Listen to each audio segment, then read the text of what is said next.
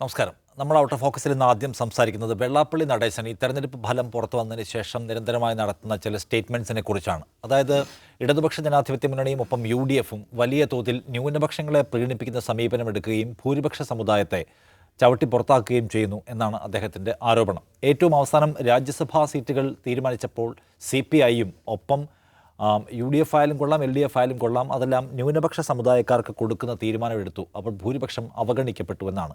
പ്രധാനപ്പെട്ട പദവികളിലെല്ലാം ന്യൂനപക്ഷക്കാരെ കൊണ്ടുവരാനും ന്യൂനപക്ഷത്തിൻ്റെ കയ്യിലേക്ക് പാർട്ടി നേതൃത്വം കൊടുക്കാനുമാണ് LDF അടക്കം ശ്രമിക്കുന്നത്. അത് വലിയ തിരിച്ചടി ഉണ്ടാക്കുമെന്നാണ് അദ്ദേഹം പ്രസംഗിക്കുന്നത്.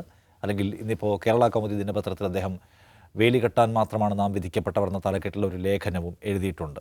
രണ്ട് കാര്യങ്ങളുണ്ട്. ഒന്ന്, എന്തിനാണ് വെള്ളാപ്പള്ളി നടേശൻ ഇടയ്ക്ക് വെച്ച് നിർത്തിപ്പോയ ഇടവേള എടുത്ത ആ വർഗീയത വീണ്ടും ഇങ്ങനെ പറയുന്നു? രണ്ട്, അദ്ദേഹം പറയുന്നതിൽ വർഗീയതയ്ക്ക് വേണ്ടി അദ്ദേഹം പറയുന്ന സംഗതികൾ എന്തെങ്കിലും തരത്തിലുള്ള വാസ്തവമുണ്ടോ, കണക്കുകൾ എന്താണ്? അത് നമ്മൾ സംസാരിക്കാമെന്ന് വിചാരിക്കുന്നു. ആദ്യം ദാവൂദ് എന്താണ് തോന്നുന്നത്? ഒന്നാമത്തെ കാര്യം ഇദ്ദേഹം പറയുന്നതിലെ വസ്തുതയാണ്, രണ്ടാമത്തെ അദ്ദേഹത്തിൻ്റെ ഉന്നമാണ്. നിഷാദ് പറഞ്ഞാൽ ചെറിയൊരു കറക്ഷൻ എന്ന് വെച്ചാൽ വെള്ളാപ്പള്ളി നടേശൻ പറയുന്നത് ന്യൂനപക്ഷങ്ങൾ കൊണ്ടുപോകുന്നതല്ല, മുസ്ലിങ്ങൾ കൊണ്ടുപോകുന്നതാണ്. സവിശേഷമായിട്ട് അങ്ങ് അദ്ദേഹം വളരെ പെർട്ടിക്കുലറായിട്ട് അത് പറയുന്നുണ്ട്. കഴിഞ്ഞ ദിവസത്തെ പ്രസംഗത്തിൽ മാധ്യമങ്ങളോട് സംസാരിക്കുമ്പോൾ ഇന്ന് ഈ കൗമുദി പത്രത്തിലെഴുതിയ ലേഖനത്തിലൊക്കെ അദ്ദേഹം അത് ആവർത്തിക്കുന്നുണ്ട്. ഇത് വെള്ളാപ്പള്ളി നടേശൻ പുതുതായിട്ട് പറയുന്ന കാര്യമല്ല, അദ്ദേഹം നേരത്തെ പറയുന്നുണ്ട്. പക്ഷേ നമ്മൾ കാണേണ്ടത് ഇത് കേരളത്തിൽ വ്യാപകമായി ഈ കാര്യം പറഞ്ഞുകൊണ്ടിരുന്നത് അല്ലെങ്കിൽ ഉന്നയിക്കപ്പെട്ടത് കഴിഞ്ഞ പഞ്ചായത്ത് തെരഞ്ഞെടുപ്പിൻ്റെ പശ്ചാത്തലത്തിലാണ്. അന്ന് ക്രിസ്ത്യൻ സഭാ നേതൃത്വവും ക്രിസ്ത്യൻ സഭയിലെ ചില ബിഷപ്പുമാരും ഈ കാസ പോലെ തീവ്രവാദ സംഘടനകളുമാണ് ഈ നിലക്കുള്ള നറേറ്റീവ് അതിവ്യാപകമായി കേരളത്തിൽ പ്രചരിപ്പിച്ചത്. അന്നത് പ്രചരിപ്പിക്കുമ്പോൾ അവർ സർക്കാരിൻ്റെ കണക്കുകളെന്ന മട്ടിലാണ് പല കാര്യങ്ങളും പ്രചരിപ്പിച്ചത്. അപ്പം അന്ന് അതിലുണ്ടായൊരു കാര്യം എന്ന് വെച്ചാൽ സർക്കാർ അതിൽ ക്ലാരിറ്റി വരുത്താൻ സന്നദ്ധമായില്ല. ഇടതുപക്ഷ സർക്കാർ മുസ്ലിങ്ങൾക്ക് ഇന്നത് ചെയ്യുന്നു, അത് ചെയ്യുന്നു, മദ്രസാധ്യാപകർക്ക് പെൻഷൻ കൊടുക്കുന്നു, ഇങ്ങനെ ഉള്ളതും ഇല്ലാത്തതുമായ ഉള്ളത് തന്നെ പെരുപ്പിച്ചതുമായ ഒരുപാട് കണക്കുകൾ അവരിങ്ങനെ നിരന്തരം സാമൂഹ്യ മാധ്യമങ്ങളിലൂടെ ഈ ഫ്രിഞ്ച് എലമെൻറ്റ്സ് മാത്രമല്ല ഉത്തരവാദപ്പെട്ട സഭാ നേതൃത്വവും അവരുടെ കീഴിലുള്ള ചില ചാനലുകളുമെല്ലാം അത് പ്രചരിപ്പിച്ചുകൊണ്ടിരുന്നു. അപ്പോൾ അന്നുണ്ടായ ഒരു തമാശ എന്താണെന്ന് വെച്ചാൽ അതിനെല്ലാ ദിവസവും മുസ്ലിം സംഘടനാ നേതൃത്വവും അല്ലെങ്കിൽ മുസ്ലിങ്ങളുമായി ബന്ധപ്പെട്ട മാധ്യമങ്ങളോ അല്ലെങ്കിൽ സോഷ്യൽ മീഡിയ പേജുകളോ അതിന് മറുപടി പറയുന്നു. യഥാർത്ഥത്തിൽ അതിന് മറുപടി പറയേണ്ട യാതൊരു ഉത്തരവാദിത്വവും മുസ്ലിങ്ങൾക്കില്ല. കാരണം സർക്കാരിനെ കുറിച്ചാണ് അവർ പറയുന്നത്. സർക്കാർ മുസ്ലിങ്ങൾക്ക് അങ്ങനെ ചെയ്തു, ഇങ്ങനെ ചെയ്തു, ഇത് കൊടുത്തു, അത് കൊടുത്തു. അപ്പോൾ അതിൽ ക്ലാരിറ്റി വരുത്തേണ്ട ഉത്തരവാദിത്വം ആർക്കായിരുന്നു? സർക്കാരിനായിരുന്നു. സർക്കാർ അതിൽ ക്ലാരിറ്റി വരുത്തിയില്ലെന്ന് മാത്രമല്ല, എനിക്ക് തോന്നുന്നു CPM സ്വീകരിച്ചൊരു സമീപനം അതങ്ങ് പൊക്കോട്ടെ, ആ നിലക്ക് അതങ്ങ് പൊക്കോട്ടെ, അതിലൂടെ ആ വിഭജനത്തിലൂടെ ഉണ്ടാകുന്ന രാഷ്ട്രീയ ലാഭം നേടിയെടുക്കാം എന്ന ചിന്തയായിരുന്നു CPMനുണ്ടായിരുന്നത്. അതവർ നേടിയെടുക്കുകയും ചെയ്തു. നമുക്ക് ഒരർത്ഥത്തിൽ കോടിയേരി ബാലകൃഷ്ണൻ പോലും ആ വിഭജന ചിന്തയെ ആളിക്കത്തിക്കാൻ ശ്രമിച്ചിട്ടുണ്ട് ഹസൻ, അമീർ, കുഞ്ഞാലിക്കുട്ടി പ്രയോഗത്തിലൂടെ. അപ്പോൾ ഒരു ഭാഗത്ത് ഈ ക്രിസ്ത്യൻ ഗ്രൂപ്പുകൾ ഉപയോഗിച്ച് ഈ നിലക്കുള്ള വലിയ പ്രചാരണങ്ങൾ നടത്തി കോടിയേരിയെ പോലുള്ള സമുന്നത നേതാവ് അതിനെ ഫ്യൂല് ചെയ്യുന്ന സ്വഭാവത്തിൽ പരാമർശം നടത്തുന്നു, മാണി കോൺഗ്രസിനെ മുന്നണിയിലേക്ക് കൊണ്ടുവരുന്നു. അങ്ങനെയൊക്കെയുള്ളൊരു പശ്ചാത്തലം കഴിഞ്ഞ ഈ ലോക്കൽ ബോഡി ഇലക്ഷന് മുന്നോടിയായിട്ടുണ്ടായിരുന്നു. അന്ന് മുതലാണ് ഇത് വ്യാപകമായിട്ട് ഈ നിലക്കുള്ള വളരെ മോശമായ സ്വഭാവത്തിൽ ഈ നിലക്കുള്ള ചർച്ചകൾ നടക്കുന്നത്. അപ്പോൾ അതിനെ തടയാൻ ഉത്തരവാദപ്പെട്ട ആളുകൾ അതിനെ തടയാൻ നിന്നില്ല. വെള്ളാപ്പള്ളി നടേശൻ നേരത്തെയും ഇത്ര എക്സ്പ്ലിസിറ്റ് അല്ലെങ്കിൽ ഈ നിലക്കുള്ള പരാമർശം നടത്താറുണ്ടായിരുന്നു. പക്ഷേ ഈ ലോക്സഭാ ഇലക്ഷൻ ഫലത്തിന് ശേഷം പുള്ളി വീണ്ടും അതിങ്ങനെ പറഞ്ഞുകൊണ്ടിരിക്കുകയാണ്. അപ്പോൾ അതിൽ നമ്മൾ കാണേണ്ട കാര്യം, വെള്ളാപ്പള്ളി നടേശൻ പറയുന്നത് മുസ്ലിങ്ങൾ എന്തൊക്കെയോ നേടിയെടുക്കുന്നു എന്നുള്ളതാണ്. അപ്പോൾ മുസ്ലിങ്ങൾ എന്തൊക്കെയോ നേടിയെടുക്കുന്നു എന്നുള്ളൊരു പ്രചാരണം ഞാൻ നേരത്തെ പറഞ്ഞ പോലെ ഈ കഴിഞ്ഞ പഞ്ചായത്ത് തിരഞ്ഞെടുപ്പ് മുതൽ ഇങ്ങനെ എയറിൽ വ്യാപകമായിട്ടുണ്ട്. അപ്പോൾ അത് എങ്ങനെയാണ് അതിനെ മനസ്സിലാക്കുക? അതിനെ മനസ്സിലാക്കണമെങ്കിൽ നമ്മളെ സംബന്ധിച്ചിടത്തോളം ആധികാരികമായ കണക്കുകൾ വേണം, ആധികാരികമായ പഠനങ്ങൾ വേണം. നമ്മുടെ മുമ്പിൽ 3 പഠനങ്ങളുണ്ട്. അതിൽ 2 ഔദ്യോഗികമാണ്. ഒന്ന് 2000 നരേന്ദ്രൻ കമ്മീഷൻ റിപ്പോർട്ടുണ്ട്. 2000 നരേന്ദ്രൻ കമ്മീഷന് നിയോഗിക്കുന്നത്, 2001 അവർ റിപ്പോർട്ട് സബ്മിറ്റ് ചെയ്യുന്നത്. പിന്നെ സച്ചാർ കമ്മിറ്റി റിപ്പോർട്ടുണ്ട്. ഇത് 2 ഔദ്യോഗിക രേഖകളാണ്. ഒന്ന് കേന്ദ്ര സർക്കാരിൻ്റെയാണ്, ഒന്ന് കേരള സർക്കാരിൻ്റെയാണ്. ഈ 2 രേഖകളും സമർത്ഥിക്കുന്നത് ഡേറ്റ വെച്ച് സമർത്ഥിക്കുന്നത് എന്താണ്? മുസ്ലിങ്ങൾക്ക് വിദ്യാഭ്യാസ മേഖലയിൽ തൊഴിൽ മേഖലയിൽ, അതേപോലെ പൊതുമേഖലാ സ്ഥാപനങ്ങളിൽ ഇവയൊന്നും ജനസംഖ്യാനുപാതിക പ്രാതിനിധ്യം ഇല്ല എന്ന് സർക്കാർ രേഖകൾ തെളിയിക്കുന്നുണ്ട്. ഈ നരേന്ദ്രൻ കമ്മീഷൻ റിപ്പോർട്ടിൽ മുസ്ലിങ്ങളുടെ കാര്യം മാത്രമല്ല, സച്ചാർ കമ്മിറ്റി റിപ്പോർട്ട് മുസ്ലിങ്ങളെ സവിശേഷമായി പഠിക്കുന്ന ഒന്നായിരുന്നു. നരേന്ദ്രൻ കമ്മീഷൻ അങ്ങനെയല്ല, വിവിധ സമുദായങ്ങളുടെ ഈ ഉദ്യോഗത്തിലെ പ്രാതിനിധ്യമാണ് നോക്കുന്നത്. അതിൽ ജനസംഖ്യാനുപാതിക പ്രാതിനിധ്യത്തോട് ചേർന്ന് നിൽക്കുന്ന ഈഴവ കമ്മ്യൂണിറ്റി, പിന്നോക്ക വിഭാഗങ്ങൾ ഈഴവ കമ്മ്യൂണിറ്റി മാത്രമാണെന്നാണ് നരേന്ദ്രൻ കമ്മീഷൻ കണ്ടെത്തുന്നത്. മുസ്ലിങ്ങളാണ് ഏറ്റവും പിറകിൽ, ലാറ്റിൻ കമ്മ്യൂണിറ്റി പിറകിലാണ്, ധീവരർ പിറകിലാണ്, വേറെയും ഈ പറയുന്ന OBC സമുദായങ്ങൾ പിറകിലാണ്. അപ്പം ഈ രണ്ട് രേഖകൾ അവിടെ ഉണ്ട്. പിന്നെ ശാസ്ത്ര സാഹിത്യ പരിഷത്ത് എന്ന് പറഞ്ഞിട്ടൊരു പ്രസ്ഥാനം, ഇടതുപക്ഷത്തോട് ചേർന്ന് നിൽക്കുന്ന പ്രസ്ഥാനം, അവർ നടത്തിയ 2004 നടത്തിയ കേരള പഠനമുണ്ട്, കേരളം എങ്ങനെ ജീവിക്കുന്നു എന്ന് പറഞ്ഞിട്ട്. അപ്പോൾ അവരുടെ ഫൈൻഡിങ് എന്താണെന്ന് ചോദിച്ചാൽ ഇതേമാതിരി ഉദ്യോഗ പ്രാതിനിധ്യം, വിദ്യാഭ്യാസം, ഭൂവുടമസ്ഥത, ഈ മേഖലയിൽ പിന്നോക്കം നിൽക്കുന്ന സമുദായമാണ് മുസ്ലിങ്ങൾ എന്നാണ് അവരുടെ പഠനം. അവരുടേത് ഒരു കോംപ്രഹെൻസീവായിട്ടുള്ളൊരു പഠനമെന്ന് വെച്ചാൽ ഒരു സാമ്പിൾ സ്റ്റഡിയാണത്. പക്ഷേ അതും കേരളത്തെക്കുറിച്ച് പഠിക്കുന്ന, കേരളത്തിലെ സാമുദായിക ബന്ധങ്ങളെക്കുറിച്ച് പഠിക്കുന്ന ആളുകളെ സംബന്ധിച്ചിടത്തോളം ആധികാരിക രേഖയായിട്ടുള്ളതാണ്, വിട്ടേക്കും, അതൊരു പരിഷത്തിൻ്റെ പഠനമെന്ന് വെക്കാം. നിലവിൽ നമ്മുടെ കയ്യിലുള്ള 2 ഔദ്യോഗിക രേഖകൾ പ്രകാരം മുസ്ലിങ്ങൾ അവരുടെ ജനസംഖ്യാനുപാതിക പ്രാതിനിധ്യത്തെക്കാൾ എക്സിക്യൂട്ടീവിൽ, ലെജിസ്ലേച്ചറിൽ, വിദ്യാഭ്യാസ രംഗത്ത് എല്ലായിടത്തും പിറകിലാണെന്നാണ് പറയുന്നത്. അതിപ്പോൾ 2001, 2004 കഴിഞ്ഞിപ്പോൾ എത്ര വർഷം, 20 വർഷം ആയി. വേണ്ട, ഇന്ന് എല്ലാം മാറി, മുസ്ലിങ്ങൾ സർവ്വമേഖലകളിലും ആധിപത്യം പുലർത്തി എന്നാണ് വാദമെങ്കിൽ അത് ചുമ്മാ പറഞ്ഞു പോയാൽ പോരാ. അപ്പോൾ മുസ്ലിം സംഘടനകൾ ആവശ്യപ്പെടുന്ന കാര്യമാണ്, നിങ്ങൾ ഈ എന്താണ് സ്റ്റേറ്റ് ഓഫ് അഫയേഴ്സ് എന്താണ് എന്നതിനെക്കുറിച്ച് ആധികാരികമായ പഠനം നടത്തും. ഇപ്പോൾ ജാതി സെൻസസ് എന്ന ആവശ്യത്തിൻ്റെ ഏറ്റവും പ്രധാനപ്പെട്ട കാര്യം എന്താണ്? ജാതി സെൻസസ് എന്ന് പറയുന്നത് ഓരോ വിഭാഗങ്ങളുടെയും അളവ് എത്രയാണ്, അവരുടെ പ്രാതിനിധ്യം എത്രയാണ് എന്നതിനെക്കുറിച്ച് പഠിക്കുകയാണ്. അപ്പോൾ ഒന്നുകിൽ ജാതി സെൻസസ് നടത്തുക, അല്ലെങ്കിൽ ഈ നിലക്കുള്ള നരേന്ദ്രൻ കമ്മീഷൻ പോലെയോ അതല്ലെങ്കിൽ സച്ചാർ കമ്മീഷൻ പോലെയോ ഇനി വേറെ ഏതെങ്കിലും സ്വഭാവത്തിൽ ഔദ്യോഗികമായി സർക്കാർ ഉത്തരവാദപ്പെട്ട ഒരു ബോഡിയെ നിശ്ചയിക്കട്ടെ, ഒരു കമ്മിറ്റിയെ നിശ്ചയിക്കട്ടെ, എന്നിട്ട് എന്താണ് അവസ്ഥ എന്ന് പഠിക്കണം.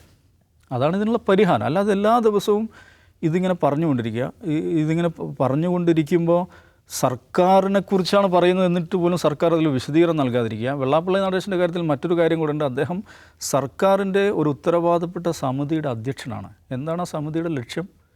കേരള സമൂഹത്തിൽ നവോത്ഥാനം കൊണ്ടുവരിക. കേരള സമൂഹത്തിൽ നവോത്ഥാനം കൊണ്ടുവരാൻ വേണ്ടിയിട്ട് പിണറായി വിജയൻ എന്ന് പറയുന്ന മുഖ്യമന്ത്രി ഉണ്ടാക്കിയ ഒരു കമ്മിറ്റിയുടെ അധ്യക്ഷ സ്ഥാനത്തിരിക്കുന്ന ആളാണ് നാട്ടിൽ വർഗീയത ഉണ്ടാക്കുന്ന പ്രസ്താവന നിരന്തരം നടത്തിക്കൊണ്ടിരിക്കുന്നത്. പിണറായി വിജയൻ അതേക്കുറിച്ച് ഒരു അക്ഷരം പറയുന്നില്ല. കൂർലോസിനെ കുറിച്ച് കടുപ്പിച്ച് അതെ, കൂർലോസിനെ കുറിച്ച് കൂർലോസ് പക്ഷേ പിണറായിയാണ് ഉന്നം വെച്ചത്. അതുകൊണ്ടാണ് ഇത് നാട്ടിൽ കുഴപ്പമുണ്ടാക്കുന്ന പ്രസ്താവനയാണ്, അല്ലെ വർഗീയ വിഭജനം ഉണ്ടാക്കുന്ന പ്രസ്താവനയാണ് നടത്തിയിരിക്കുന്നത്. ഇത് അങ്ങേയറ്റം മോശപ്പെട്ടൊരു സാഹചര്യമാണ്.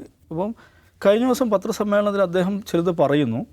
അപ്പോൾ അതിനോട് മുസ്ലിം സംഘടനകളുടെ ഭാഗത്ത് നിന്ന് പ്രതികരണം ഉണ്ടാകുന്നു. പ്രതികരണം ഉണ്ടായപ്പോൾ അദ്ദേഹം കൂടുതൽ കടുപ്പിച്ച് പറയുകയാണ് ചെയ്തത്. എന്ന് പറഞ്ഞാൽ അദ്ദേഹം ഇവിടെ നിർത്താൻ പോകുന്നില്ല എന്നുള്ളതാണ്. അപ്പോൾ അതിൽ അദ്ദേഹം പറഞ്ഞ കാര്യം, ഒരു പ്രധാനപ്പെട്ടൊരു പോയിൻ്റ് അദ്ദേഹം ഉന്നയിക്കുന്നത് എന്താണ്? CPIയുടെ സ്ഥാനാർത്ഥി, രാജ്യസഭാ സ്ഥാനാർത്ഥി മുസ്ലിമായി. ഒന്ന് ആലോചിച്ച് നോക്കും, ഈ CPI എന്ന് പറയുന്ന പാർട്ടി, ഇന്നത്തെ നിലയുള്ള CPI, 64 ശേഷമുള്ള CPI എടുക്കുക. CPI ഇതുവരെ അതിൻ്റെ ചരിത്രത്തിൽ കേരളത്തിൽ നിന്ന് ഒരു തവണ മാത്രമേ ഒരു മുസ്ലിമിൻ്റെ രാജ്യസഭയിലേക്ക് അയച്ചിട്ടുള്ളൂ. K. ഇസ്മായിലിനെ 2006. അപ്പോൾ അതിവിടെ ഇല്ലല്ലോ. കേരളത്തിൽ CPI എന്ന് പറയുന്ന പാർട്ടിക്ക് ഇന്ന് 17 MLA-മാരുണ്ട്. ഇപ്പോൾ CPIയുടെ പ്രത്യേകത എന്ന് വെച്ചാൽ അവർ ഈ നിലക്കുള്ള അവരുടെ സാമുദായിക പ്രാതിനിധ്യത്തെക്കുറിച്ച്, കോമ്പോസിഷനെക്കുറിച്ച് ഒന്നുമുള്ള ഒരു തരം സാമൂഹിക വിചാരണക്കും വിധേയമാകാത്തൊരു പാർട്ടിയാണ്. അവരുടെ മന്ത്രിമാർ, MLA-മാർ, അവരുടെ ഈ സോഷ്യൽ റെപ്രസെൻറ്റേഷൻ എന്നെങ്കിലും കേരളത്തിൽ ചർച്ചയായിട്ടുണ്ടോ? അപ്പോൾ ആ ഒരു ആനുകൂല്യം, ഒരു പൊതു ആനുകൂല്യത്തിൽ കഴിയുന്നൊരു പാർട്ടിയാണ്. അപ്പോൾ അങ്ങനെ നോക്കുമ്പോഴാണ് 17 MLA-മാർ CPIക്കുള്ളതിൽ ഒരു മുസ്ലിമേ ഉള്ളൂ, പട്ടാമ്പിയിലെ മഹസിൻ. ഇനി കേരളത്തിൽ CPIയുടെ ഇതുവരെയുള്ള അനുഭവം എടുക്കുക. ഈ 77 കരുനാഗപ്പള്ളിയിൽ BM ഷെറീഫ് എന്ന് പറയുന്ന ആൾ MLA ആവുന്നു. അതിനുശേഷം 1990-കളിൽ K. ഇസ്മായിൽ പട്ടാമ്പിയിൽ MLA ആവുന്നു. ഇപ്പം മൊഹസിൻ പട്ടാമ്പിയിൽ. ഈ 3 MLA-മാരല്ലാതെ ഈ CPI എന്ന് പറയുന്ന പാർട്ടിക്ക് ഒരു മുസ്ലിം MLA ഉണ്ടായിട്ടില്ല. അങ്ങനത്തെ ഒരു പാർട്ടി രാജ്യസഭയിലേക്ക് ഒരു മുസ്ലിമിനെ നോമിനേറ്റ് ചെയ്യുമ്പോൾ അതിന് ഇത്ര അസഹിഷ്ണുതയോടെ കാണണമെങ്കിൽ ഒന്ന് ആലോചിച്ച് നോക്കൂ. അദ്ദേഹത്തെ പ്രചോദിപ്പിക്കുന്നത് എന്താണെന്നുള്ളൊരു പ്രശ്നം. അപ്പോൾ എന്താണ് അദ്ദേഹത്തെ പ്രചോദിപ്പിക്കുന്നത് നോക്കുമ്പോൾ അപ്പോഴാണ് നമ്മൾ കാണാൻ സാധിക്കുന്നത് അദ്ദേഹത്തിൻ്റെ മകൻ NDAയിലെ ഘടകകക്ഷിയുടെ അധ്യക്ഷനാണ്. ഈഴവ സമുദായത്തെ BJP സംഘ് പരിവാറിലേക്ക് പാലം പണിയാൻ ഉണ്ടാക്കിയൊരു പാർട്ടിയാണത്. അല്ലാതെ അതൊരു ദീർഘകാലം നിലനിൽക്കുന്ന പാർട്ടിയാണ് നമ്മൾ വിചാരിക്കുകയേ വേണ്ട. അതൊരു എന്താണൊരു ബഫർ സോൺ എന്നോ എന്തോ പറയാവുന്ന ഒരു സ്ഥലമായി വെച്ചിരിക്കുകയാണ്. അതിലൂടെ കടന്ന് അടുത്ത സ്റ്റേഷൻ എവിടെയാണ്? സംഘ് പരിവാർ. അതിനുവേണ്ടിയാണ് മകനെ നിയോഗിച്ചിരിക്കുന്നത്. അദ്ദേഹത്തിൻ്റെ ഭാര്യ RSSൻ്റെ ഈ എന്താണ് തൃതീയ ശിക്ഷാവർഗ്, പ്രാഥമിക ശിക്ഷാവർഗ് ഇതിലൊക്കെ പോയി പ്രസംഗിക്കുകയാണ്. RSSനെ മഹത്വപ്പെടുത്തിക്കൊണ്ട് പ്രസംഗിക്കുകയാണ്. വെള്ളാപ്പള്ളി നടേശൻ എന്താ ചെയ്തുകൊണ്ടിരിക്കുന്നത്? അദ്ദേഹം നിരന്തരം പിണറായി വിജയനെ സുഖിപ്പിച്ചുകൊണ്ടിരിക്കുകയാണ്. അദ്ദേഹം CPMനെ പോലും സുഖിപ്പിക്കുന്നില്ല. CPMനെ മഹത്വപ്പെടുത്തുന്നത് കാണുന്നില്ല. പിണറായി വിജയനെ സുഖിപ്പിച്ചുകൊണ്ട് അപ്പം രണ്ട് തോണിയിൽ കാലിട്ട് സഞ്ചരിക്കുന്ന വിദഗ്ധനായ ഒരു നേതാവാണ് അദ്ദേഹം. അത് CPM തിരിച്ചറിയുന്നില്ല എന്നുള്ള ഒരു കൗതുകം അതിനകത്തുണ്ട്. പക്ഷേ അദ്ദേഹം ഉണ്ടാക്കുന്ന ഡാമേജ് എത്രയായിരിക്കും എന്ന് CPM ആണ് മനസ്സിലാക്കേണ്ടത്. CPMഉം ഭരണകൂടമാണെന്ന് മനസ്സിലാക്കേണ്ടത്. ഇതിൽ രണ്ടാമതൊരു പ്രശ്നം എന്ന് വെച്ചാൽ വെള്ളാപ്പള്ളി ഉന്നയിക്കുന്ന വിഷയങ്ങളുണ്ടല്ലോ, അതിൽ ചില മർമ്മങ്ങളുണ്ട്. എന്ന് വെച്ചാൽ അദ്ദേഹം പ്രതിനിധീകരിക്കുന്ന സമുദായം, ഈഴവ സമുദായം, കേരളത്തിൽ 25% വരുന്ന സമുദായമാണ്. അവർക്ക് ഇപ്പോൾ ഈ കഴിഞ്ഞ ലോക്സഭാ ഇലക്ഷൻ നമ്മളെടുക്കുക, ഈഴവ സമുദായത്തിൽ നിന്ന് MP ആയിട്ട് 2 പേരേ ഉള്ളൂ. ജനസംഖ്യാനുപാതിക പ്രാതിനിധ്യം ഉണ്ടോ? ഇല്ല. മുസ്ലിം സമുദായത്തിൽ നിന്ന് 3 പേരുണ്ട്. ജനസംഖ്യാനുപാതിക പ്രാതിനിധ്യം ഉണ്ടോ? ഇല്ല. എന്ന് പറഞ്ഞാൽ ഈ കേരളത്തിലെ ഏറ്റവും പ്രബലമായ 2 സമുദായങ്ങളാണ് മുസ്ലിം സമുദായവും ഈഴവ സമുദായവും. ഈ 2 സമുദായങ്ങളും പ്രത്യേകിച്ച് രാഷ്ട്രീയ രംഗത്ത് മാറ്റി നിർത്തപ്പെടുന്ന സമുദായങ്ങൾ, പിന്നോക്ക സമുദായങ്ങളാണ്. അപ്പോൾ ആരാണിത് കൊണ്ടുപോകുന്നത്? ഇത് കൊണ്ടുപോകുന്ന വെച്ചാൽ നമ്മൾ ഈ പറയുന്ന MLAമാരുടെ കണക്കും MP മാരുടെ കണക്കും എടുത്താൽ മനസ്സിലാകും. നമ്മുടെ സമൂഹത്തിൽ ആധിപത്യമുള്ള ഈ എന്താ പറയുക അധീശ ന്യൂനപക്ഷം എന്ന് വിശേഷിപ്പിക്കപ്പെടുന്ന സാമൂഹിക വിഭാഗങ്ങൾക്കാണ് നിയമസഭയിലാണെങ്കിലും ലോക്സഭയിലാണെങ്കിലും പബ്ലിക് സർവീസിലാണെങ്കിലും എല്ലാറ്റിലും ആധിപത്യമുള്ളത്. അപ്പോൾ ഇതൊരു പ്രശ്നമാണ്. ഈഴവ സമുദായം മാറ്റി നിർത്തപ്പെടുന്നുണ്ട്, അവർ പിന്നോക്കമാണെന്നുണ്ട്. അതിൻ്റെ കുന്തമുന എന്തിനാണ് വെള്ളാപ്പള്ളി മുസ്ലിങ്ങൾക്ക് നേരെ തിരിക്കുന്നത്? അതിലാരാണ് അതിലെ പ്രതി, അല്ലെങ്കിൽ ആരാണത് പരിഹരിക്കേണ്ടത്? അത് മുസ്ലിങ്ങൾക്ക് എന്താണ് അതിൽ ഉത്തരവാദിത്വം? ഈഴവരെ പോലെയോ അല്ലെങ്കിൽ ഈഴവരെക്കാളോ പിറകിലാണ് ഈ പറയുന്ന എല്ലാ സ്റ്റാൻഡേർഡ്സിലും മുസ്ലിങ്ങളെന്ന് പറയുന്നത്. അപ്പോൾ ഉത്തരവാദിത്വ ബോധമുള്ളൊരു സമുദായ നേതാവാണെങ്കിൽ വെള്ളാപ്പള്ളി നടേശൻ എന്താ ചെയ്യേണ്ടത്? പിന്നോക്കമായി നിൽക്കുന്ന സമുദായങ്ങളെ സംഘടിപ്പിച്ചുകൊണ്ട് അവരെ മുന്നോട്ടേക്ക് കൊണ്ടുപോകാനുള്ള യോജിച്ച നീക്കത്തിന് നേതൃത്വം കൊടുക്കുകയാണ്. ഈഴവർക്ക് പ്രാതിനിധ്യക്കുറവുണ്ട്, പല രംഗങ്ങളിലും പ്രാതിനിധ്യക്കുറവുണ്ടെന്നുള്ള വസ്തുതയാണ്. പക്ഷേ അത് മുസ്ലിങ്ങൾ അമിതമായ പ്രാതിനിധ്യം നേടിയിട്ടല്ല. മുസ്ലിങ്ങൾ അമിതമായിട്ട് നേടിയിട്ടില്ലെന്ന് മാത്രമല്ല, ജനസംഖ്യാനുപാതികമായി പോലും ഒരു മേഖലയിൽ നേടിയിട്ടില്ല. അപ്പോൾ ഈഴവ പ്രാതിനിധ്യക്കുറവ് പരിഹരിക്കുക എന്നുള്ളതാണ് വെള്ളാപ്പള്ളിയുടെ ആത്മാർത്ഥമായ ഉദ്ദേശമെങ്കിൽ അദ്ദേഹം ഈ പണിയല്ല ചെയ്യേണ്ടത്. അദ്ദേഹം ചെയ്യേണ്ടത് മുസ്ലിങ്ങളെയും കൂടി കൂട്ടി, അല്ലെങ്കിൽ ആർക്കൊക്കെയാണോ അവകാശങ്ങൾ നിഷേധിക്കപ്പെട്ടത് അവരെ ഒന്നിച്ചു ചേർത്ത് മുന്നോട്ട് പോവുകയാണ് ചെയ്യേണ്ടത്. അപ്പോൾ ന്യായമായ ഒരു ആവശ്യം മുൻനിർത്തി തെറ്റായ വഴിയിലൂടെ സഞ്ചരിക്കുകയാണ് അദ്ദേഹം ചെയ്യുന്നത്. അത് അദ്ദേഹം അറിയാതെ ചെയ്യുകയാണ് ഞാൻ വിചാരിക്കുന്നില്ല. വേറെ ചില ലക്ഷ്യങ്ങൾ അതിനുണ്ടെന്നാണ് എനിക്ക് തോന്നുന്നത്. ഓക്കെ, വെള്ളാപ്പള്ളി ഈ സമയത്ത് ഈ സംഗതി എടുക്കുന്നതിന് ഉദ്ദേശം എന്തായിരിക്കും ജെയിംസ്? ദാവൂദ് സാഹിബിന് അത് അറിയില്ല എന്ന് പറഞ്ഞാൽ എനിക്ക് മനസ്സിലാവാത്തത്. വെള്ളാപ്പള്ളി നമുക്കറിയാത്ത ആളല്ലല്ലോ. കഴിഞ്ഞൊരു 25 വർഷമായിട്ടെങ്കിലും അദ്ദേഹം നമ്മുടെ കേരള സമൂഹത്തിൽ പറഞ്ഞുകൊണ്ടിരിക്കുന്ന കാര്യം സംഘ് പരിവാർ എന്താണോ പറയാൻ ആഗ്രഹിക്കുന്നത് അത് തന്നെയാണ്. ഒരു ഉദാഹരണം പറഞ്ഞാൽ അദ്ദേഹത്തിൻ്റെ ഏറ്റവും എക്സ്പ്ലിസിറ്റ് ആയിട്ടുള്ളൊരു വർഗീയ പ്രസ്താവനയാണ് ഇപ്പോൾ പുറത്തു വന്നത്. ഇതുവരെ അദ്ദേഹം പറയുക എങ്ങനെയാണെന്ന് വെച്ചാൽ, ഇപ്പോൾ പൊളിറ്റിക്കലായിട്ടുള്ളൊരു തർക്കം UDFുമായോ LDFുമായോ ഉണ്ടാകുമ്പോൾ കേരള കോൺഗ്രസിനെയും മുസ്ലിം ലീഗിനെയും ചാരിയാണ് അദ്ദേഹം സംസാരിക്കുക. അതിനർത്ഥം ക്രിസ്ത്യാനികളെയും മുസ്ലിങ്ങളെയും അദ്ദേഹം കുറ്റം പറഞ്ഞുകൊണ്ടിരിക്കുകയാണ്. സാധാരണ അങ്ങനെയാണ് ചെയ്യുക. അപ്പം ഈ LDFിൻ്റെയും UDFിൻ്റെയും സാമുദായിക പ്രീണന നയങ്ങളിൽ തന്ത്രപരമായ വ്യത്യാസങ്ങളുണ്ട്. UDF ഭരിക്കുകയാണെങ്കിൽ ഇപ്പോൾ NSSോ SNDPയോ എന്തെങ്കിലും ഒരു പ്രശ്നത്തിലൊരു വിഷയം ഉയർത്തിയാൽ UDF ആദ്യം ചെയ്യുകയെന്ന് വെച്ചാൽ ഈ സമുദായ സംഘടനാ നേതൃത്വത്തെ പ്രീണിപ്പിക്കാനാണ് ശ്രമിക്കുക. സമുദായ സംഘടനാ നേതൃത്വത്തെ പ്രീണിപ്പിക്കുക എന്ന് പറഞ്ഞാൽ, ഇപ്പോൾ കഴിഞ്ഞ ഉമ്മൻചാണ്ടി സർക്കാരിൻ്റെ കാലത്ത് തിരുവനന്തപുരം നഗരത്തിൽ കണ്ണായ പ്രദേശത്ത് 5 സെൻറ്റ് സ്ഥലം NSSന് എഴുതി കൊടുക്കുന്നു. 25 ഏക്കർ സ്ഥലം SNDP വാഗമണിൽ കൊടുക്കുന്നു. ഇതെന്തിനാണ് കൊടുക്കുന്നതെന്ന് വെച്ചാൽ പ്രത്യേകിച്ച് കാരണമൊന്നുമില്ല. SNDPക്ക് എന്തിനാണ് സർക്കാർ 25 ഏക്കർ കൊടുക്കുന്നത്? NSSന് എന്തിനാണ് തിരുവനന്തപുരം നഗരത്തിൽ കോടികൾ വിലമതിക്കുന്ന ഭൂമി എഴുതി കൊടുക്കുന്നതെന്ന് വെച്ചാൽ അതിന് പ്രത്യേകിച്ച് ഉത്തരവൊന്നുമില്ല. അവരെന്തെങ്കിലും ഒരു പ്രശ്നം ഉണ്ടാക്കുന്നു, കൊടുക്കുന്നു, അവിവാദം അവസാനിപ്പിക്കുന്നു. ഇതാണ് UDFിൻ്റെ തന്ത്രം. LDF കുറേ കൂടി, പ്രത്യേകിച്ചും CPM കുറേ കൂടി ഒരു സോഷ്യൽ എഞ്ചിനീയറിംഗ് തലത്തിലാണ് അത് ചെയ്യുക. അവർ നേതൃത്വത്തെ സൂചിപ്പിക്കുകയല്ല ചെയ്യുക, ആ സമുദായത്തിനിടയിൽ സർക്കാരിനോട് അല്ലെങ്കിൽ ആ മുന്നണിയോട് അനുഭാവം ഉണ്ടാക്കുന്ന കാര്യങ്ങൾ ചെയ്യും. ഇപ്പോൾ ഒരു ഉദാഹരണം, ഏറ്റവും നല്ല മികച്ച ഉദാഹരണം കഴിഞ്ഞ പിണറായി വിജയൻ സർക്കാരിൻ്റെ കാലത്തെ മുന്നാക്ക സംവരണം. അത് NSS നേതാവ് സുകുമാരൻ നായർ സൂചിപ്പിക്കുകയല്ല ചെയ്യുക, ആ സമുദായത്തെ സൂചിപ്പിക്കുകയാണ് ചെയ്യുക. സമുദായത്തിൻ്റെ വോട്ട് സർക്കാരിന് കിട്ടുക, അതാണ് സർക്കാരിൻ്റെ മുന്നണിയുടെ ലക്ഷ്യം. പക്ഷേ ഈ സർക്കാരിൻ്റെ കാലത്ത്, രണ്ടാം പിണറായി വിജയൻ സർക്കാരിൻ്റെ കാലത്ത് സവിശേഷമായി SNDP, എനിക്ക് തോന്നുന്നു ആദ്യമായിട്ടായിരിക്കും SNDP ഈ രണ്ട് സർക്കാരിൻ്റെ കാലത്തും CPM-നെതിരെ പ്രസ്താവന നടത്തുന്നത്. അതുവരെ അദ്ദേഹം സൈലൻ്റാണ്, പല കാര്യങ്ങളും സൈലൻ്റാണ്. അങ്ങനെ പ്രസ്താവന നടത്തി അല്ലെങ്കിൽ സർക്കാരിനെതിരെ എതിരായി ഒരു കാര്യം ചെയ്യണമെങ്കിൽ അത് ചെയ്യേണ്ടിയിരുന്ന ഏറ്റവും നല്ല സന്ദർഭം ഈ പറയുന്ന മുന്നാക്ക സംവരണം ഏർപ്പെടുത്തിയ സമയത്താണ്. ആ സമയത്ത് വെള്ളാപ്പള്ളി നടേശന് ഒരു പ്രശ്നം ഉണ്ടായിരുന്നില്ല. അതേസമയം തന്നെ ഇപ്പോൾ ഇദ്ദേഹത്തിൻ്റെ ലേഖനം പ്രസിദ്ധീകരിച്ച കേരള കൗമുദി അതേക്കുറിച്ച് നിരവധി ലേഖനങ്ങൾ പ്രസിദ്ധീകരിച്ചിരുന്നു, വാർത്തകൾ വന്നിരുന്നു. മുന്നാക്ക സംവരണം നടപ്പിലാക്കിയപ്പോൾ ഉണ്ടായുള്ള പാകപ്പിഴകളെക്കുറിച്ച് നിരവധി റിപ്പോർട്ടുകൾ കേരള കൗമുദി ചെയ്യുമ്പോഴും SNDP-യോ വെള്ളാപ്പള്ളി നടേശനോ അതിനെക്കുറിച്ചൊന്നും പറഞ്ഞിട്ടില്ല. അപ്പോൾ അത് ആരുടെ താല്പര്യമാണ്? ഇപ്പോൾ മുന്നാക്ക സംവരണത്തിനെതിരെ ഒരു കേരളത്തിലെ ഏറ്റവും വലിയ സമുദായത്തിൻ്റെ, ഏറ്റവും വലിയ പിന്നാക്ക സമുദായത്തിൻ്റെ നേതാവ് പ്രതികരിക്കാതിരിക്കുക എന്ന് പറഞ്ഞാൽ അത് ആരുടെ താല്പര്യമാണെന്ന്? സംഘപരിവാറിൻ്റെ താല്പര്യമാണ്. രണ്ടാമത്തെ കാര്യം, അദ്ദേഹം ഇപ്പോൾ എക്സ്പ്ലിസിറ്റായിട്ട് പറയുന്നത് മുസ്ലിം എന്ന പേരെടുത്ത് പറയാം. അങ്ങനെ പറയുന്നതിന് പിന്നിലും സംഘപരിവാറിൻ്റെ താല്പര്യമുണ്ട്. അപ്പോൾ ഇദ്ദേഹം ഇത് ആദ്യമായിട്ടല്ല ചെയ്യുന്നത്. മുമ്പ് ഈ കഴിഞ്ഞൊരു 20 വർഷമായിട്ട് അദ്ദേഹം അത് തന്നെയാണ് ചെയ്തത്. കാരണം എന്ന് വെച്ചാൽ വാജ്പേയി സർക്കാർ ഭരിക്കുമ്പോൾ, വാജ്പേയി സർക്കാർ അതായത് 2001-2004 കാലത്ത് വാജ്പേയി സർക്കാർ ഭരിക്കുമ്പോൾ വെള്ളാപ്പള്ളി നടേശൻ്റെ സ്ഥാപനങ്ങളിൽ കേന്ദ്ര ഏജൻസികൾ CBI ഉൾപ്പെടെ റെയ്ഡ് നടത്തിയിരുന്നു. ആ റെയ്ഡിന് ശേഷമാണ് പ്രത്യക്ഷമായ സംഘപരിവാർ പ്രീണനത്തിലേക്ക് ഇദ്ദേഹം കടക്കുന്നത്. അതിനുശേഷം ഈ മൈക്രോ ഫിനാൻസ് കേസ് വന്നു കഴിഞ്ഞപ്പോൾ ഇവിടെ അദ്ദേഹത്തിന് VS അച്യുതാനന്ദൻ്റെ കാലത്ത് ആണ് അത് കുറേ കൂടി, VS അച്യുതാനന്ദനാണ് കുറേ കൂടി ശക്തമായി വെള്ളാപ്പള്ളി നടേശൻ എന്ന വ്യക്തിക്കെതിരെ, SNDP നേതാവിനെതിരെ കുറേ കൂടി ശക്തമായ നിലപാട് സ്വീകരിച്ച ആൾ. ആ സമയത്ത് എന്ത് ചെയ്യുന്നു? CPM-യുമായിട്ടും വളരെ സൗഹൃദത്തിൽ നിൽക്കാൻ ശ്രമിക്കുന്നു. അങ്ങനെ അദ്ദേഹത്തിൻ്റെ വ്യക്തിപരമായ താല്പര്യങ്ങളിൽ രണ്ട് BJP-യെയും CPM-നെയും സുഖിപ്പിച്ച് നിൽക്കുന്ന ഒരു രീതിയാണ് അദ്ദേഹം ഉണ്ടായിരുന്നത്. ഇവിടെ നമ്മൾ മനസ്സിലാക്കേണ്ട കാര്യം, വെള്ളാപ്പള്ളി നടേശൻ എല്ലാ കാലത്തും സംഘപരിവാറുമായി ബന്ധമുള്ള ഒരു നേതാവാണ്. അങ്ങനൊരു സമുദായ നേതാവിൻ്റെ വീട്ടിൽ ചെന്ന് അദ്ദേഹവുമായി ചർച്ച നടത്തി രൂപീകരിക്കപ്പെട്ട ഒരു രാഷ്ട്രീയ പാർട്ടിയാണ് BDJS എന്ന് പറയുന്നത്. അത് ഇവരുമായി മാത്രമല്ല, അത് ഡൽഹിയിൽ നിന്നുള്ള ഓപ്പറേഷനാണ്. കേരളത്തിലെ BJP നേതൃത്വമോ RS നേതൃത്വമോ അറിഞ്ഞിട്ടില്ല.